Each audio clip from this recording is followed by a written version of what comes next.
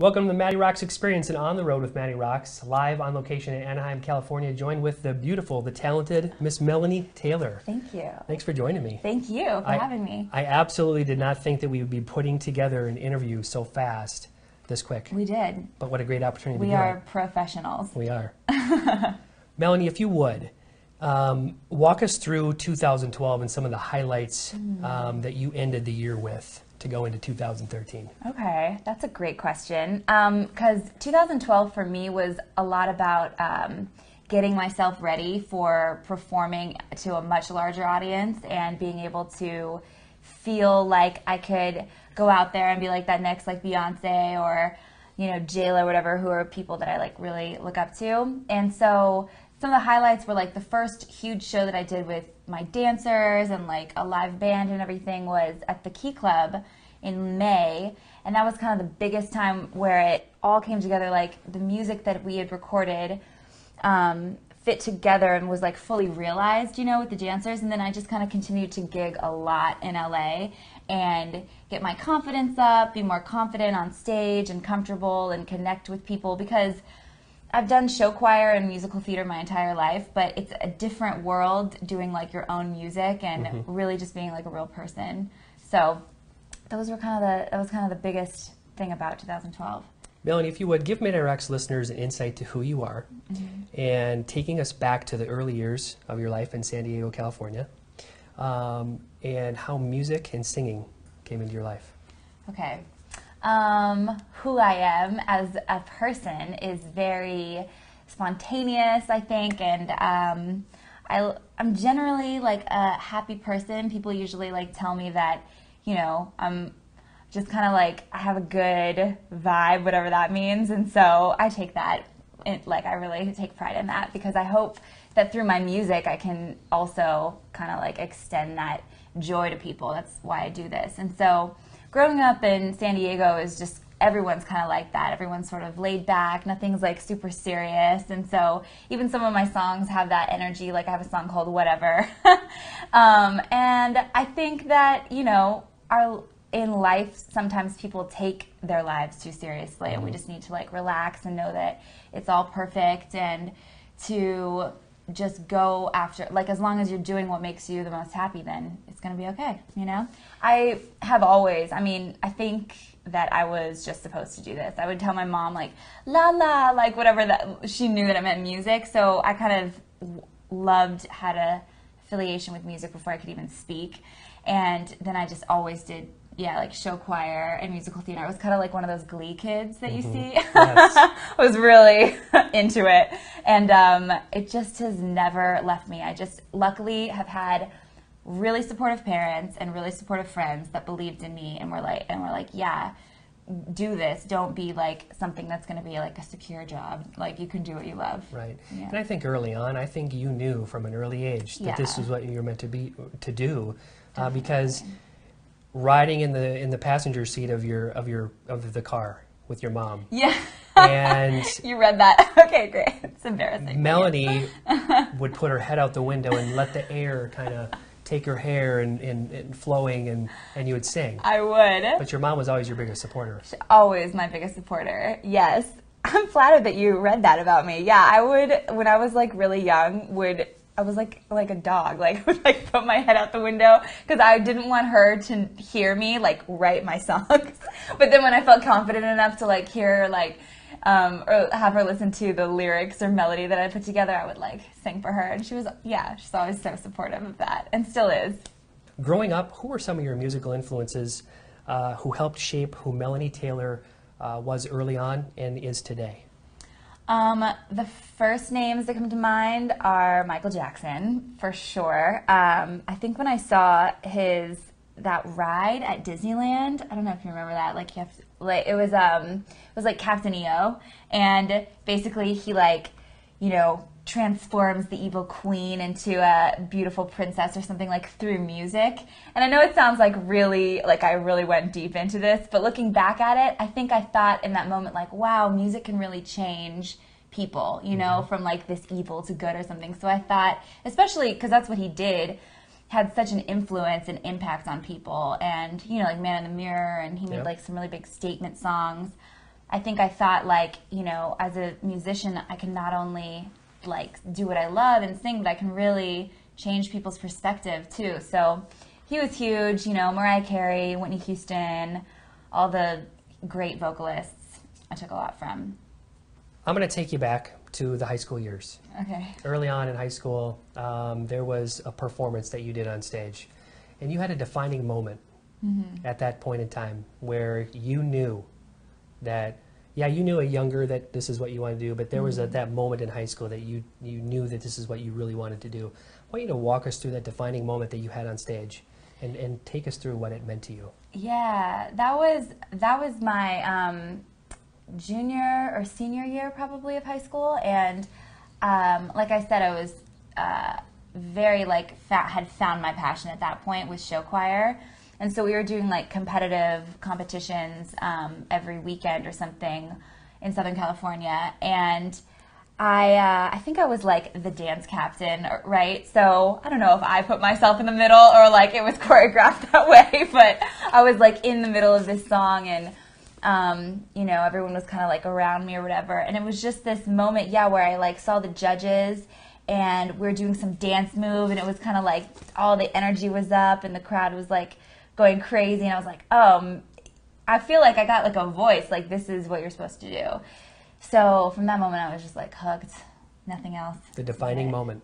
It was the defining moment, yeah. Finding your voice and emerging as an artist, is it difficult to know what style you want to lean towards and take on? Yeah, definitely, because some of my other influences growing up were like No Doubt and kind of like Avril Lavigne, and I think I think it changes as you grow up too. And so when I was younger, like I was kind of doing this more like rock pop thing and kind of like this angry girl kind of stuff. And maybe it was just me like expressing myself and going through my emotions of relationships at that time. But yeah, like as I kind of matured and found my voice more, I realized like, you know, I love pop music and I love to dance. So some of it too was just giving myself permission to like have fun with that and express myself that way and let like my quirky personality come out in songs, and that's okay because that's who I am. So someone who has never heard Melanie Taylor's music and hears it for the first time, what style do you label it?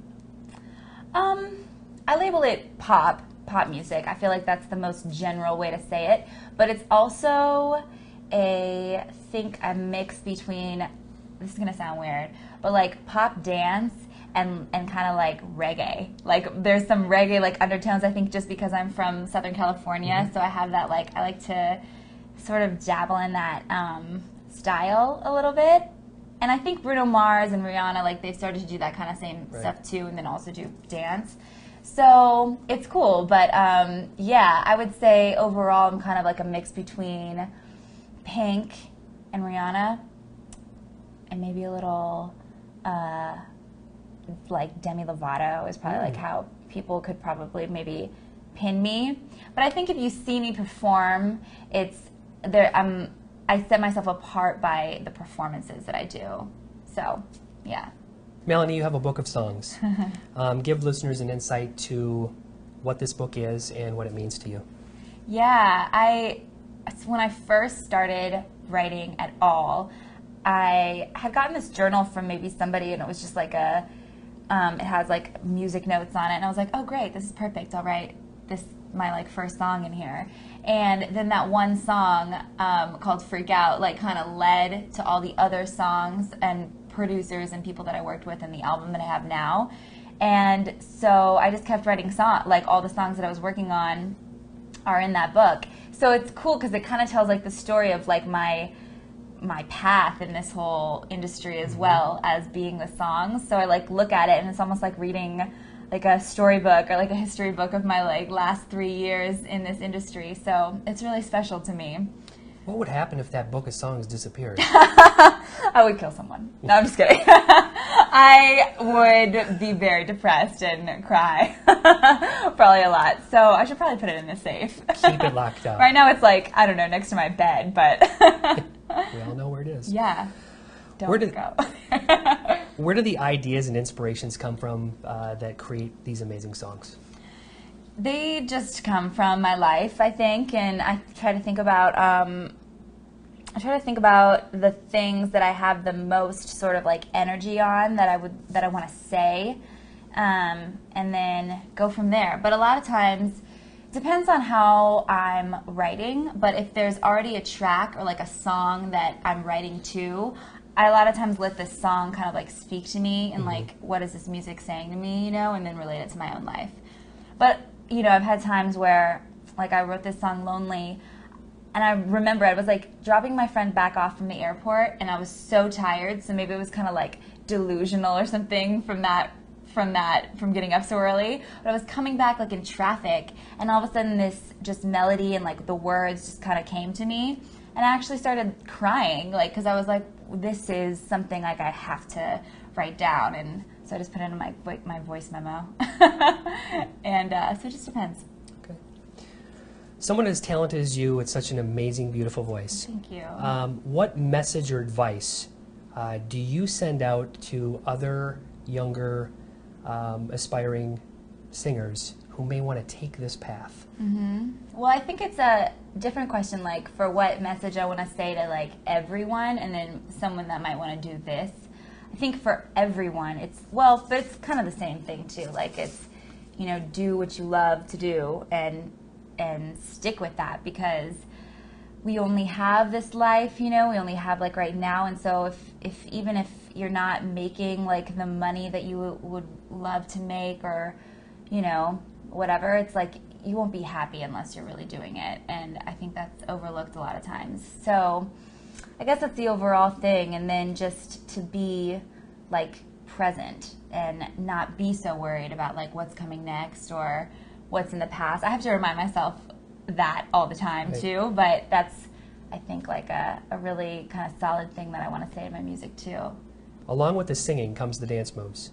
Okay, how tough is the choreography end of this or side of this, or is it just, does it come naturally? Well, I'm not gonna lie, like it's I have to practice a lot. I mean, I think anyone who dances and sings in shows, like, it's all about preparation. But that's been my background, like with show choir and musical theater. Dance has also accompanied that throughout my life in training. So I think I mean, I'm a singer first before I'm a dancer, but I do move really well. Right. So I pick it up, and I have to attribute a lot of the overall show and how it's come out to the artistic director and choreographer that I've been working with. His name is G. Madison IV, and if you're watching, I love you, G.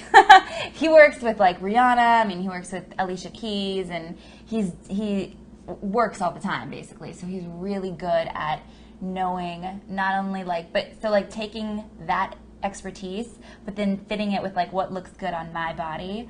And also it's a balance between like, okay, this part you have to actually sing, and it's not about the dance moves, and some parts it is. So it depends on how challenging it is. It's like if it's a more vocal part of the song, then obviously I'm not going to be like jumping around and doing everything. But sometimes, yeah, I like to show it off. So do it if you got it. Yeah. Your debut album, which has already been released to iTunes, how's it doing so far? I've gotten great feedback about it, so I'm really happy with it. I'm excited to have the physical copies printed and stuff, which has also been exciting to approve what the graphics look like. And oh my gosh, like writing my thank yous was like a whole experience in of itself, because it was kind of like took me back to the process of making this album in the first place, and all the beautiful, amazing people that have been a part of it happening. So it was really cool, because it was like, it's awesome to have it be out on iTunes, but it's a different thing when you like see it and you have it in your hands, right. Like I did this. So yeah, at the release party, I'm excited to just have it out there to give to people. Very nice. Give listeners an insight to the hard work that goes into a project like this. Overall, I mean, I had no idea how much of a process it was going to be, because there's not only like the recording and the making the songs, which is like the actual product. it's so much about marketing, and then, you know, building your social media fan base that I'm still like building and getting better at. You know, there's the shows themselves, and then all the graphics and the pictures and the things that make the marketing possible. And then, of course, like meeting the right people and getting those people behind you to enhance all of that. So it's a lot. So, you know, you really have to love it. And luckily I do. And I'm like super inspired by it, even if it's like 4 a.m. and we're still like going over like one little word that I have to change in my thank yous or something. But, you know, it's work, but I think that in the end, if you love it, it like pays off. Right on. Ceasefire, your debut single. Yeah. Tell us a little bit about that song and why was it chosen to be your debut single? My single, I think it was probably, it was chosen to be my single because it was, I think out of the whole album, the one that means the most to me. It was the first song actually that my producer and I like ever really wrote together. We were going to do kind of like a 5-song EP when I first started working with them, and he was going to reproduce some songs that I already had. And he was like, but you know what, like let's write one together, just so that like, because I was the producer on this EP, like I can say that, you know, we wrote one together. I was like, okay, not really thinking it was going to be a huge deal. And then we wrote this song, Ceasefire, and you know, I had learned at that point a little bit more about writing through him, and about like what a good song is. And so I really put my whole heart and soul into it, used like life experiences of it, and we wrote it together and was like, wow, what's this song, what's this sound, you know, like let's develop this more. And that's how the album came about. And then even though I love every other song that's on there, and in different ways it's gotten better from that song, it was still like the most, I don't know, energetically like powerful song that I wanted to have people hear first from me. So also with that debut single, you have a video out for Ceasefire. For Ceasefire. How amazing was that to make a video? It was amazing. It was like a 17-hour shoot that started in around 12 or 1 o'clock, and we did like 3 different locations. But, you know, it was kind of like a guerrilla style making it that a lot of, again, like great people made possible, that I couldn't have done it without them. But like we did this bridge scene like by the LA River, and like where like the trains are. So it was like downtown at like 3 a.m. But I'm in this like white like glamorous dress. Like my makeup artist has just like done everything for me, but we're like under a bridge next to like a bum. We're like, hey. At one point, security like even came around and like to see what we were doing, but we actually got approval from them. So we're like, awesome, we're legit. Like, let's do this. And then we set like a bunch of trash cans on fire, and it was great. And then I like at one point my makeup artist is like redoing my hair and makeup like in the backseat of a car, you know what I mean? So it was totally guerrilla style, but it was really fun. Right. Working with a Grammy-nominated producer in Christian Davis, right, of Sly Doggy Productions. How cool is it to work with a producer with his resume? Amazing. Like, he has been so great, and I feel like the huge catalyst of why I'm doing this now, because I had worked with a few other producers before I met him, like I said, and it wasn't really until he had sort of a vision for me too that combined like just became like this magical thing that is Melanie Taylor now, or like I'm still becoming, you know? And just, it was just like on a totally different level, because he's been doing this for forever. He used to be an artist as well when he was like 16. So he knows, he's more than like a producer for me. Like, he knows the ins and outs of the business, of the marketing side, being an artist, so he can like relate to me on that level like as well. Totally. He's just been a mentor to me, exactly, yeah. And really like taught me about songwriting and about melodies and just harmonies that sound cool, or just even timing in songs, all these little things that unless you had all that experience maybe wouldn't get. So yeah, it's been amazing. You're nominated for Best Pop Artist and Best Dance Artist in the 2013 Artist Music Awards. Yeah. How cool is that to be nominated for those two things? The AI Music Awards has opened up so many doors for me. Like, I shout out to Mikey J, who's the producer, all the time, because he has just been so supportive and in creating this whole event for artists. It's like, you know, as an independent artist, you know, like I said, all those things that it takes to make our projects come true without like major label investors or whatever, things like pushing it forward all the time can be difficult. But the exposure that he's been giving us and to me and all the artists that I've met has been amazing. I mean, even through this, right? Mm-hmm. It's just been incredible. If we were to jump into your car right now and take a drive, mm-hmm. what music would we find in your CD player? I'm really into the new Macklemore Ryan Lewis album that came out. Kind of like, I guess it's hip hop, but I also have like, you know, Adele, and then I have like dance music, and then I have like some reggae. I'm very eclectic. I like to have a big library of songs to inspire me. What does the future hold for Melanie Taylor? In my head, or what's actually happening? Because actually I think it's the same question, so let's just say that. I'm talking to some new management right now that's really exciting. I just had a performance recently, and like one of the headliners management and I started talking, and with them on board it would be a lot, like I can see many things happening. But regardless, I'm going to keep doing this until I die, no matter what. So the next thing would be, you know, definitely more bigger performances where people see who I am and hopefully buy my music and the awesome t-shirts that I have now coming Very out. Nice. I mean, I'm gonna take it to the Grammys, so that's what the future is for Keep me. trucking away. Yeah. Where can MattyRocks listeners keep up with everything going on with Melanie Taylor, and including all the beautiful music that you put out? Yeah, thanks. Well, on iTunes, the album's out right now. It's called All About Today. And then my website is MelanieTaylorOfficial.com. Facebook, Melanie Taylor Music, and then usually like every other handle for everything like Instagram and Twitter and all that is Miss MT Music. So I'm everywhere. If you just Google it, I'm on YouTube, and you know, it's usually not that hard to find. So yeah, check it out. I would love to have more followers and subscribers and all that. And we'll be putting out some new cover videos and things that I've been doing and working on YouTube. So very nice. Yeah. Melanie, you have the opportunity to send a message out to MattyRocks listeners all across the United States and in many different countries around the world. What would you like to say?